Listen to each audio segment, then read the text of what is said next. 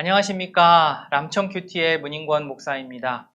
우리 4월 큐티 본문은 출애굽기를 함께 보고 있는데요. 오늘은 출애굽기 8장 앞부분 내용을 중심으로 잠시 말씀을 나누겠습니다. 애굽의 바로는 이스라엘 백성들을 붙들고는 그들을 놓아주지 않았습니다. 이런 그에게 여호와께서는 모세를 통해 경고의 메시지를 전하게 하십니다. 출애굽기 8장 2절입니다. 내가 만일 보내기를 거절하면 내가 개구리로 너의 온 땅을 치리라. 아주 흥미로운 생물이 나옵니다. 개구리. 개구리 하면 저는 왕눈이가 생각납니다. 개구리 왕눈이. 리코더로 왕눈이 한 번쯤 불어보지 않으셨습니까? 삘릴리 개굴개굴 하면서 그죠? 이렇게 귀여운 개구리로 온 땅을 친다니 상상이 안 갈 수도 있겠습니다. 우리나라 지자체마다 지역의 특산물로 홍보하고 또 축제하고 하느라 온 나라가 분주했었습니다. 물론 코로나 전 이야기입니다. 개구리를 가지고 지역 홍보하는 곳을 제가 봤습니다. 홍천군. 홍천군이 개구리를 선점했습니다. 개구리 축제를 합니다. 개구리를 테마로 축제를 꾸미는데요. 조금 더 나아가서 개구리를 이렇게 식용으로도 소개를 하더라고요. 어릴 적 시골길 논두렁을 걸으면 흔하게 듣는 소리가 개구리 울음소리였고 또 마주치는 게 개구리였는데 요즘은 통 볼 수가 없습니다. 물론 한국 개구리하고 출애굽기에 나오는 개구리하고 어느 정도 유사할지는 모르겠습니다만 여튼 개구리는 개구리입니다. 자, 여호와께서 바로에게 개구리로 경고를 하십니다. 개구리가 한두 마리였을 때에는 어떻게 통제가 가능하지만 그리고 개구리는 사실 논두렁에 있을 때 그게 어울리는 것인데 개구리 수가 엄청 많아져서 그리고 그 개구리가 자신의 집까지 들어온다면 아무리 개구리를 좋아해도 이것은 아닙니다. 즐겁지가 않습니다. 아무리 개구리 축제를 하는 홍천군이라고 해도 반가운 일은 아닐 것입니다.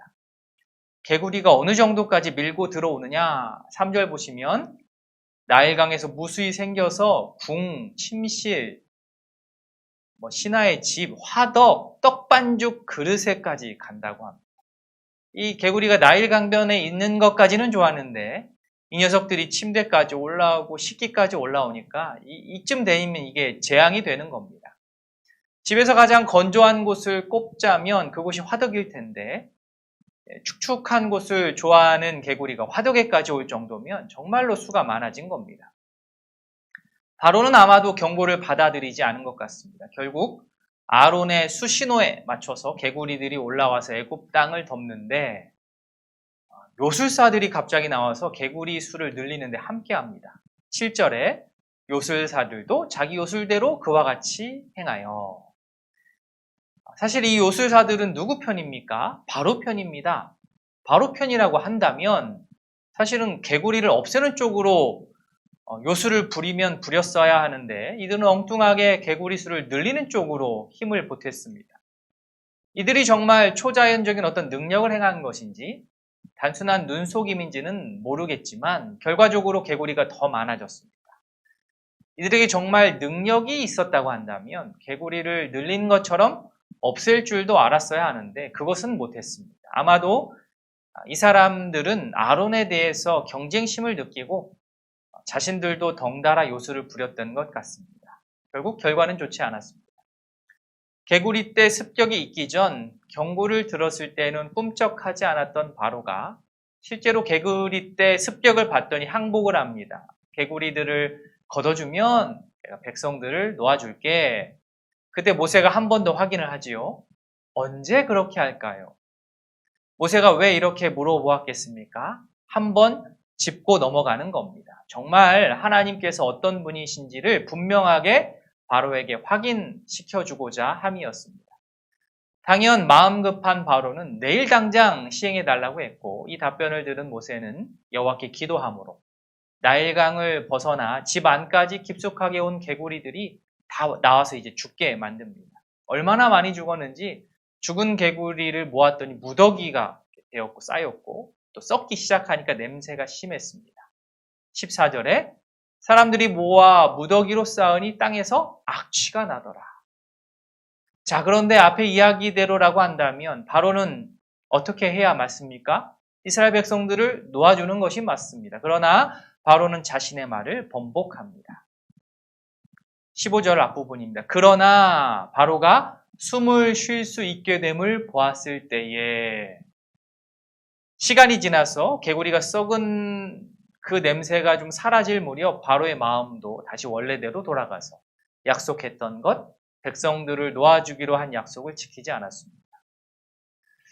출애굽기에는 모두 10가지 재앙이 나오는데요. 등장하는 것들이 그 당시 애굽의 신들과 연관이 있다고 학자들이 많이들 이야기합니다. 물론 이것이 어떤 수학 공식처럼 1대1로 학자들마다 이견이 전혀 없이 딱딱 매칭되는 것은 아니지만 그래도 전반적으로 의미 있는 해석이라고 생각이 됩니다. 그러면 오늘 등장하는 개구리는 어떨까요? 개구리 하면 놀라운 번식력이다 보니까 개구리를 번식 관련한 신으로 여겼던 것 같습니다. 실제 개구리 신으로 알려진 헤케트를 검색을 해보니 이런 이미지들이 나옵니다. 첫 번째 사진에서는 맨 오른쪽 얼굴이 개구리 얼굴이죠. 개구리상입니다. 고양이상, 강아지상은 봤는데 개구리상입니다. 두 번째 이 사진에서는 쌍칼을 들고 있는 것처럼 보입니다. 몸통은 사람인데 얼굴이 개구리입니다. 검색하다 보니 이런 이미지도 제가 검색을 했습니다. 사진으로 보면 되게 커 보이지만 밑에 설명 보면 높이가 2.2cm고 지름이 3.2cm니까 이 엄지손가락 한마디 정도 될까요? 재생산의 신, 풍요의 신, 헤케트를 상징하는 이 개구리 모양의 부적인데 이것을 550불에 팔고 있더라고요. 환율을 적용하면 한 62만 원 정도 되겠습니다. 자, 하나님께서는 애굽 사람들이 번영과 풍요를 상징으로 여겼던 그 개구리를 애굽을 심판하는 데 사용하신 것입니다.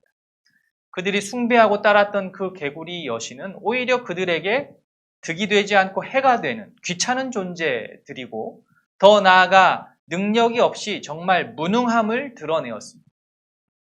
스스로 뭘 할 수 있는 존재가 아니고 하나님께서 나오라고 하면 나오고 들어가라고 하면 들어가는 존재입니다.